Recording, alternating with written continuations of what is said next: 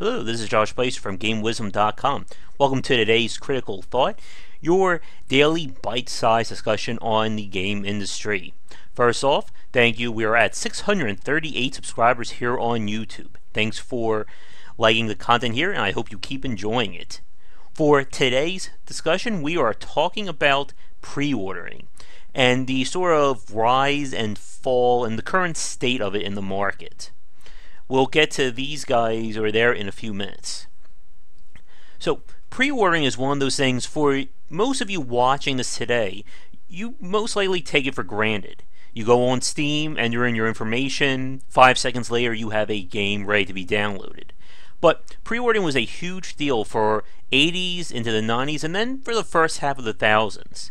Back before the days of internet access and digital distribution, basically, if you wanted a game, you had to hope that your store had a copy, and you also had to pre-order most of the time.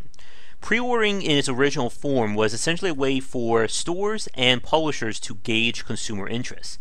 There was no internet, there wasn't really any real way to communicate about games other than through magazines. And even then, magazines don't really tell you if people are interested in one game or the other. So stores would basically order games based on the interest they get. This will determine the actual stock that's manufactured and produced by the publisher that gets sent to these stores. Now, obviously, stores will always order more than what their pre-orders are, just in case, there's that rush, or let's say the game turns out to be really great. However, most of the time, if a game turns out really great as a surprise, you may not be able to get a copy of that game. And a famous example, and one that I talked about in my post for today, which should be going up right there, I think, soon, was Atlas. Now, Atlas has earned a very dedicated and hardcore fan base. They make very challenging and different games. I'm a huge fan of them. You saw my little character in a few Critical Thoughts before. But during most of the late 90s into the mid-thousands, they were notorious for having hard-to-find games. And it really came down to a smart marketing decision by them. They knew their games weren't going to be massive successes. They knew they weren't going to compete with World of Warcraft or Mario or Final Fantasy or anything like that. So what they did was they always did very limited runs based on pre-orders. And there was a long-standing joke about Atlas that they were the company that you either pre-ordered their game or you weren't going to get it. And I don't mean you're not going to find it at a store, you have to go online. I mean you would literally not be able to find their games. Shin Megami Tensei Nocturne turned out to be such a big winner for them that they completely ran out of copies. And for a period of time, you could only buy it on the second-hand market for like $100, $200. Interestingly, Nocturne was also their first game that they actually did a second reprint of due to overwhelming popularity. And that's pretty much how things were for a good 2 decades. This was the time where Babbage's, I know for you younger fans, you don't know what Babbage's is. They were the precursor to Electronic Boutique, which you may not know what Electronic Boutique is, because they eventually got folded into GameStop. Actually, I may be getting that confused. Babbage's became GameStop, Electronic Boutique became EB Games, and then they all just kind of collapsed in and merged into the GameStop we have today. And GameStop and their like basically cornered the market on video games for most of the late 80s into thousands, or early thousands I should say, before Amazon, Newegg, and online retailers really started to come forth. And for a time, this is where pre-ordering was required. How many of you went to a GameStop where they said, "Oh, did you pre-order the game?" "Nope, well, we don't have any copies for you." And they basically had control.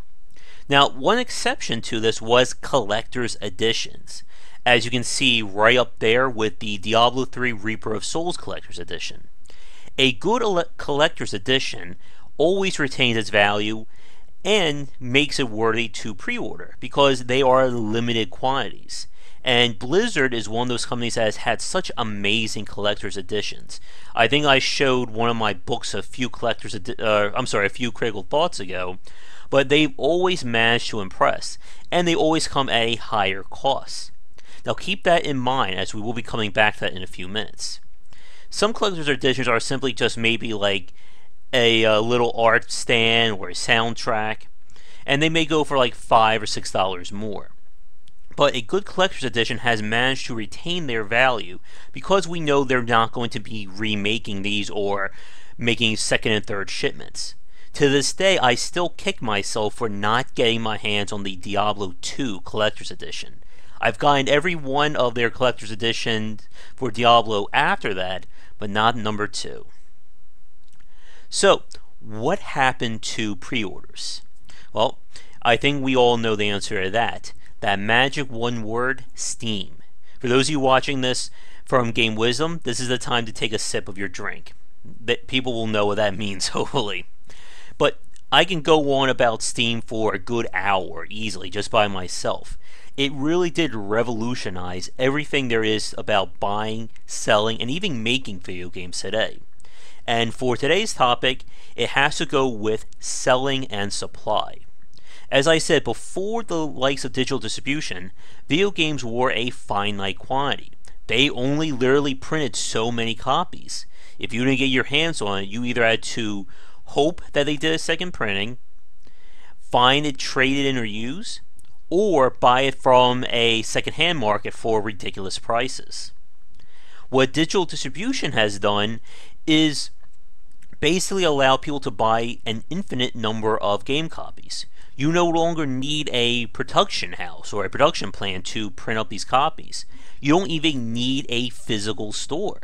There was a time where the likes of Target, Walmart, and GameStop basically controlled the market, because if you didn't get your game in the stores, you weren't going to have your game being sold.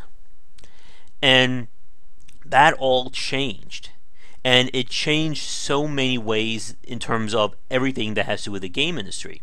In fact, we wouldn't have an indie market today if it wasn't for digital distribution.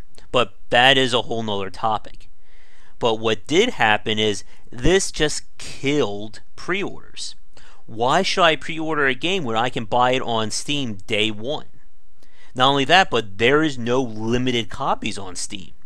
They can just, as long as they have that master code, they can just print up, millions and billions of copies of games. And as we all know, this has taken a huge hit on GameStop, and they're not the juggernaut they once were. And because of that, pre-ordering has really shifted its function. It's no longer about gauging interest. It's now about trying to get you to spend full retail on a game. And as many of you know, it's getting harder and harder to do that. From a content point of view, we know many games are being shipped with day one DLC and season passes. So why should I spend $60 when I can wait a few months or by the end of the year and get a Game of the Year edition for a fraction of that cost? There's of course game sales. Why buy $60 when I could wait for the nearest holiday and maybe get $20, $30 off? As I said in my post, there's of course the option of the fact, or there's the reason that you're getting it first come, first serve. But in today's world, I can literally buy 10 to 15 games a day. Of course, it's not going to be that game, but I am overloaded with video games. And I'm asking for more, like I keep saying for independent developers. If you want your game spotlighted, let me know. But the point is, the demand for video games has really gone down. It's no longer about, if I don't buy this game, I'll have nothing for 2 to 3 months. It's now, if I don't buy this game, there's 50 more games for me to play. And for me, it's actually affected what I want to do with pre-orders and why I will only pre-order a few games. For me, there's 2 examples. If it's from a studio like Nintendo or Blizzard, where I know that a deep discount is not going to happen, I will get that. Or if the collector's edition is so awesome that I must get it. And I hate to do this, but I need to blow my nose, so I will mute my mic for 1 second while I do that, just to spare you. Sorry about this.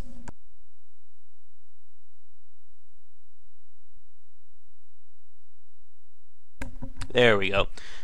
Unfortunately, this is allergy season. It's also heat wave season, which is a double killer for me.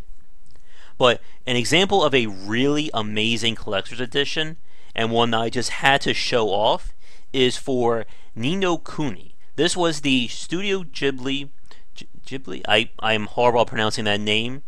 And the developers behind Dragon Quest and the Dragon Warrior series, they teamed up to make a RPG.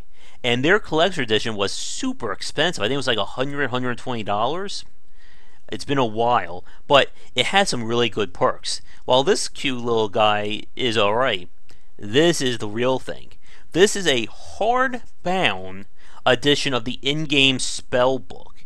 This is everything that's in the book in-game is in this hardbound copy. And it's all hand-drawn. You can see every monster, every map, even the lore that goes into this game is in this book. I mean, dear God, this puts most collector's editions to shame. As a lover of like lore and world building in games, this is just, the cream of the crop. And someday that's the kind of thing that I love to see. Of course, it's really expensive, and I don't even know if you can get it anymore. And I have to admit, this was just more of a show-off more than anything else. But that's a good example of a very quality collector edition. You're not getting this content anywhere else. And people are willing to pay a premium when there is scarcity and value. The problem with pre-orders today is that those two factors are no longer really relevant. Again, if it comes down to sort of a problem with trying to market these games. You can't publicize or have unique content for pre-orders and then lock that away, because most of your fans are going to get pissed off about that. So a lot of the content that they try to devise will eventually be released as DLC.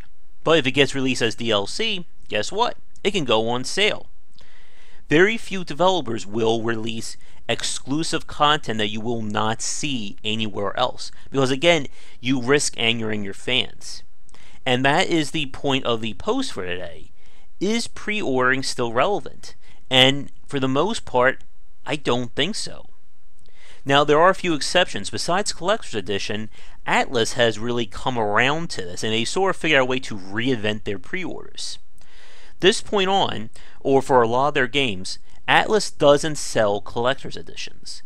Instead, they sell first printing special editions. These are versions of their game that comes with like a little soundtrack or an art book, a little thank you to the fans. It doesn't cost them, a ridiculous amount of money. It's not going to be in this massive box like collector's editions of Diablo, but it's basically a way to say, if you buy this game brand new, you're going to get a little bit of extra. But the important thing is that it's in their first printing. This isn't just a pre-orders only secondary thing. So if, let's say, you don't hear about an Atlas game for a long time, and you decide to go in the store day one and buy it, as long as you can get a copy of the game that's, again, that first run, you'll get that special edition. It's not locked to a collector's edition, such as the stuff in the Diablo 3 pack or the Ni no Kuni. Now, Ni no Kuni, to be fair as well, other than like a few cosmetic things, nothing in that collector's edition changes how the game is played. And that is a very big deal. When you start offering exclusive weapons or exclusive levels, that tends to piss people off. Because again, you're basically taking away content and putting behind another barrier. Now, the big question that I asked in my post, and we are going to wrap this up in like the next minute, and this one I want to ask you folks, is there a solution, or is there something that would get you to pre-order games? And the idea that I came up with, which I know most publishers will not do, is do what a lot of independent developers have done, and that is have a early adopter discount. We see this with Kickstarter, early access, and even independent games that are being sold on their own stores or their own websites. Basically, they say, right now, if you buy our game, you'll get $5, $10 off. as we add more content, we're going to raise that price up. And Minecraft did this brilliantly, Kerbal Space Program did as well, and the point is, the lower the price, obviously, the easier it is to get someone or convince them to buy your game. So by offering an early adopter bonus, you're giving them something of unique value, but at the same time, you're not holding that or locking it away from other people. If someone wants to buy the game 7-8 months down the line, there may be a discount, or they'll buy a full price and it'll still be the same value as someone buying it day one. And again, it will be a limited time, so you're getting that sense of scarcity and value. Now, of course, with that said, the chances of a studio or company like EA or Activision willingly dropping their game by $20, $30 for pre-orders, I don't think that's going to happen, do you? But the point is that something needs to change. One of the things we've been talking about in terms of the AAA market, and wow, we may go over 20 minutes if we go any further than this, but to quickly surmise it, there's been talks about why games aren't getting cheaper. And that's going to be another post and critical thought real soon. And part of that has been to do with pre-orders. Why aren't games getting cheaper if we've moved to digital and we're trying to get more value there? But game prices have been talking about going up instead of going down. And it's just a very tricky issue. And again, one we will come back to probably in a few days. But to wrap this up, pre-ordering served its purpose, but I think it needs to reinvent itself. You can't publicize day one DLC or season passes anymore. Because again, I can get that stuff far cheaper if I just wait. And the more important thing is that people know this. I mean, I'll give you a perfect example.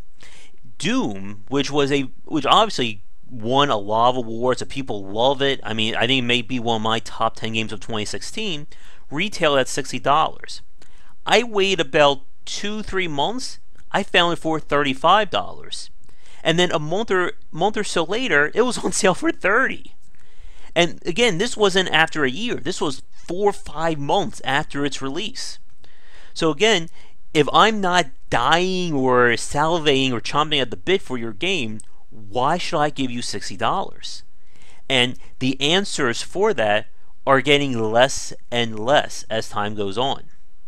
But we're going to wrap this up here because I can easily spend another 20 minutes talking about this, and this critical thought will become, a critical roundtable if I don't stop. So, thanks so much for tuning in to today's critical thought. If you enjoyed it, be sure to check out GameWisdom.com. Of course, try and support us at Patreon.com. Under Game Wisdom, you'll find some great rewards, and it will allow us to expand. And other than that, be sure to check out tomorrow's critical thought and more great content coming real soon. I'll let you say goodbye to our little friend here one more time, and have a great day, folks. Thanks for watching the video, everybody. If you enjoyed it, be sure to like and subscribe to the channel. Leave a comment, of course, share your friends. It always helps out. Check out game-wisdom.com, where I examine the art and science of games. You can follow me on Twitch and Twitter under GW Bycer for the latest updates of new content. And be sure to check out our Patreon campaign. You can find us on Patreon under Game Wisdom if you would like to donate and help contribute to keeping Game Wisdom going.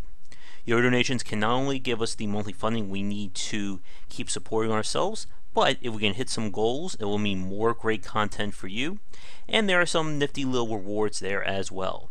Thanks again for watching this video, and be sure to tune into the next one real soon.